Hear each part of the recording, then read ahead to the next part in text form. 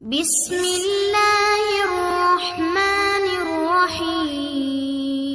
زینت point subscribe کیجیے اور bell icon click کیجیے ہماری نئی اپڈیٹ سے باخبر رہنے کے لیے۔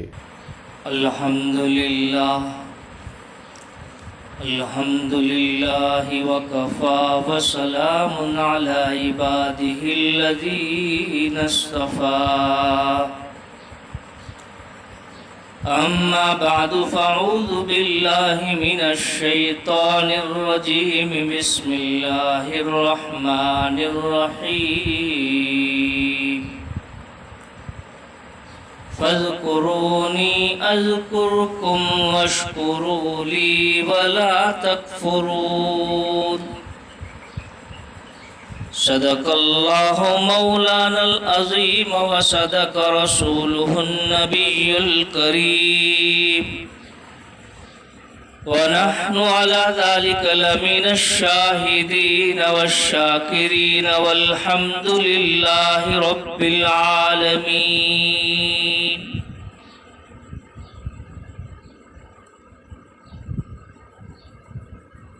بزرگوں اور دوستوں،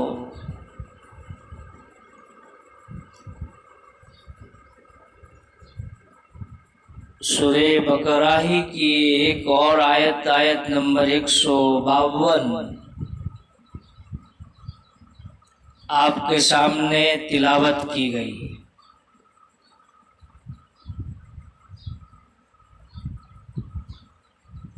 اس آیت شریفہ میں اہم مقصد زندگی کی طرف اللہ تعالیٰ نے بندوں کے نام ایک میسیج، ایک پیغام جاری کیا ہے۔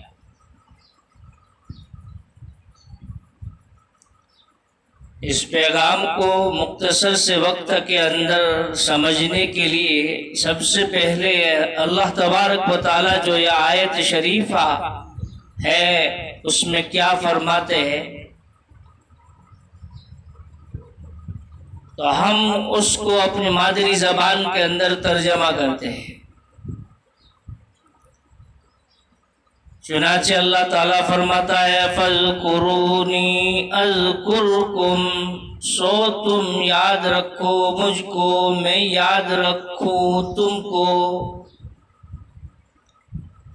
وَاشْكُرُوا لِي وَلَا تَكْفُرُونَ، اور احسان مانو میرا اور ناشکری مت کرو۔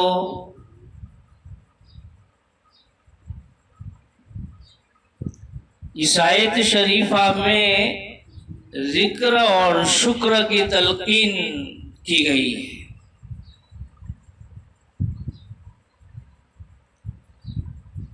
اس آیت شریفہ سے پہلے وَإِذِ ابْتَلَىٰ إِبْرَاهِيمَ رَبُّهُ بِكَلِمَاتٍ سے ایک مضمون چلا تھا حضرت ابراہیم علیہ السلام کی زندگی کے ارد گرد جو چلتا رہا۔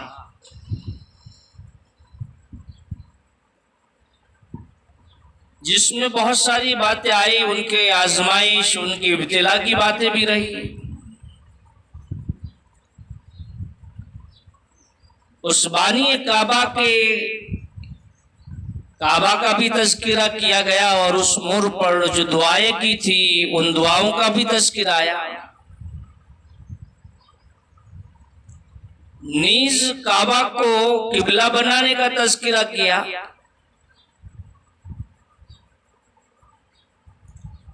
نیز ان کی امت میں ایک امت مسلمہ کے بھیجنے کی حضرت ابراہیم علیہ السلام نے دعا فرمائی تھی،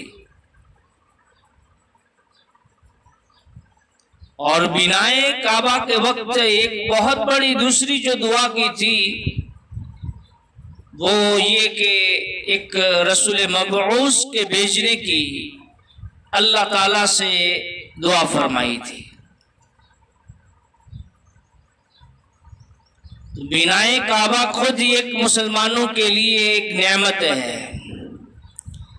تحویل قبلہ کے اندر بیت اللہ کو قبلہ بنانا خود مسلمانوں کے لیے ایک عظیم نعمت ہے۔ نیز اس کے نتیجے میں اس امت کو امت مسلمہ قرار دینا خود ایک نعمت ہے۔ حضرت ابراہیم علیہ السلام نے جس امت کو امت مسلمہ طلب کی تھی اللہ تعالیٰ سے، اس کو نبی کی امت کی شکل کے اندر وجود بخشا، یہ بھی ایک نعمت ہے۔ جس نبی کے وہ طلبگار تھے اپنی قوم میں سے، اس نبی کو نبی اکرم صلی اللہ علیہ وسلم کی شکل کے اندر بھیجنا، یہ بھی ایک نعمت ہے۔ اب اللہ تعالیٰ فرماتے ہیں کہ یہ ساری نعمتوں کا استحضار کرو اور اس کے نتیجے میں فَاذْكُرُونِي أَذْكُرْكُمْ، میری یاد بساؤ۔ ذکر اللہ کے کئی مفاہیم ہیں، اس میں ایک آسان مفہوم کہ اپنی زبان کو اللہ کی ذکر میں، اللہ کی یاد میں مشغول رکھنا، تسبیحات، کلمات طیبہ، تکبیر کے الفاظ کو جاری ساری رکھنا۔ کتب حدیث کے اندر ذکر اللہ کے بڑے فضائل آئے ہیں۔ ہما وقت آدمی کو جو اللہ تبارک و تعالیٰ کی نعمت میسر ہو، اللہ کی نعمتوں کے نتیجے میں اللہ تعالیٰ کی طاعت میں اور اس کے احکام کی بجا لانے میں اور قلبی اعتبار سے اور لسانی اعتبار سے اپنی زبان کو تازہ رکھنا چاہیے۔ چنانچہ حدیث پاک میں نبی اکرم صلی اللہ علیہ وسلم نے فرمایا، حضرت معاذ بن جبل رضی اللہ تعالیٰ عنہ کی روایت ہے کہ اللہ کے عذاب سے بچانے والی ذکر اللہ سے بڑھ کر کے کوئی چیز نہیں ہے۔ اس لیے نبی اکرم صلی اللہ علیہ وسلم نے اس حدیث کے اندر ذکر کی طرف متوجہ کیا کہ انسانوں کو ذکر کا پابند بننا چاہیے۔ کتب حدیث میں ایک واقعہ آتا ہے کہ ایک سائل آیا کہ اللہ کے حبیب، آپ کی تعلیمات تو بے شمار ہے، آپ مجھے کوئی مختصر سی نصیحت کیجئے کہ اس کو میں آسانی کے ساتھ اس پر عمل کر لوں تو جنت میں داخلہ مل جائے اور جہنم سے بچ جاؤ۔ اس سائل نے سوال کیا اللہ کے حبیب سے، بڑا چھوٹا سوال تھا، بڑا اہم سوال تھا کہ کوئی ایسی چیز سرکار بتلائیے جو لمبی چوڑی نہ ہو، بس مختصر سا عمل ہو کہ جس کو میں اس پر عمل کروں، پابندی کروں، اللہ مجھے جنت دے دے۔ نبی اکرم صلی اللہ علیہ وسلم نے فرمایا کہ اپنی زبان کو اللہ کے ذکر سے تر رکھو، رطبہ تر رکھو، ہمیشہ ہما وقت اللہ کے یاد میں اپنی زبان سے مشغول رہو۔ اتنا مختصر سا عمل ہے اور اس مختصر سے عمل کے نتیجے کے اندر انسان کو کہاں سے کہاں مقام نصیب ہو جاتا ہے، کوئی سوچ نہیں سکتا۔ تو ایک چیز تو یہ کہ اللہ کے ذکر کی پابندی کی جائے، اور یاد رکھو ذکر اللہ کے جتنے بھی اقسام ہیں، ان تمام اقسام میں سب سے بڑا ذکر قرآن پاک کی تلاوت ہے۔ حدیث میں ذکر کیا گیا، وقت نہیں کہ اس کی تفصیل ذکر کی جائے۔ افضل الذکر تلاوت کلام القرآن، اور اس کے مفسرین نے اور اللہ کے حبیب نے قرآن پاک کی تلاوت کے افضل الذکر ہونے کے دلائل بھی ذکر فرمائے ہیں۔ تو آدمی کو ہمیشہ ہما وقت، خاص طور پر رمضان المبارک کا مہینہ چل رہا ہے اور ساتھ ساتھ میں ہم لاک ڈاؤن کے اندر ہے، لاک ڈاؤن بھی ہے، تو ہمیں زیادہ سے زیادہ قرآن پاک کی تلاوت کے اندر مشغول ہونا چاہیے۔ رمضان کا سب سے بڑا عمل ایک تو یہ، اور دوسرا عمل حدیث کی طرف، حدیث میں اشارہ کیا کلمہ طیبہ کا ورد۔ حضرت موسیٰ علیہ السلام نے اللہ سے سوال کیا، اے اللہ کوئی مجھے ایسا پرسنلی ذکر بتلا جو میں اس ذکر سے تجھے یاد کروں اور کوئی مخلوق کی ذکر میں شامل نہ ہو۔ اللہ تعالیٰ نے فرمایا کہ اے موسیٰ کلمہ طیبہ سے مجھے یاد کیا کرو۔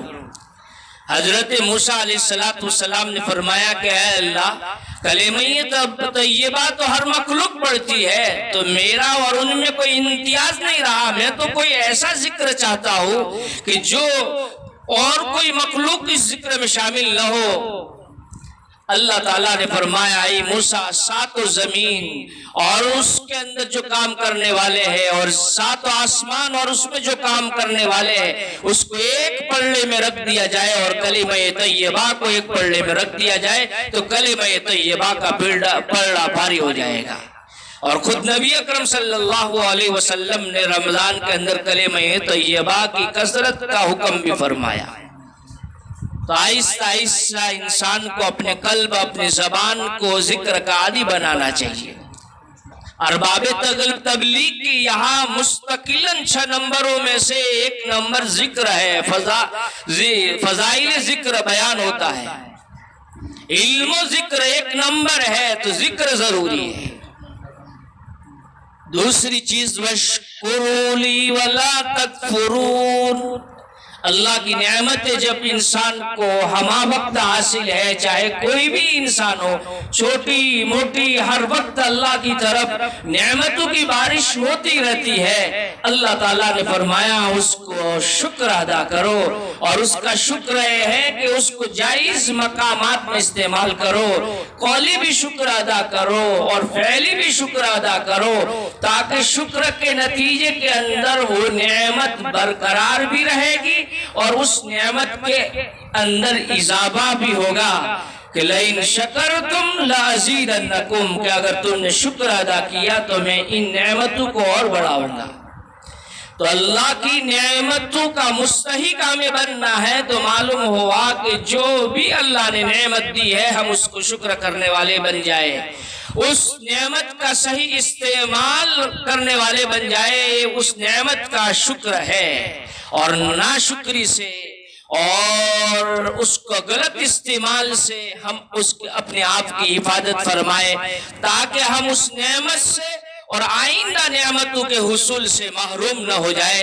اللہ تبارک و تعالیٰ نے اس آیت شریفہ میں جو ہمیں پیغام اور عظیم الشان پیغام دیا ہے کہ ہمارا قلب اور ہمارا ذکر، ہماری زبان اللہ کی یاد میں مست ہو جائے اور اللہ کی ایک ایک نعمتوں کے اوپر ہم شکر ادا کرنے والے بن جائے۔ ان عظیم 2 نعمتوں سے اللہ تبارک و تعالیٰ ہمیں بہرہ ور فرمائے اور مالا مال فرمائے۔ وَمَا عَلَيْنَا إِلَّا الْبَلَاغُ۔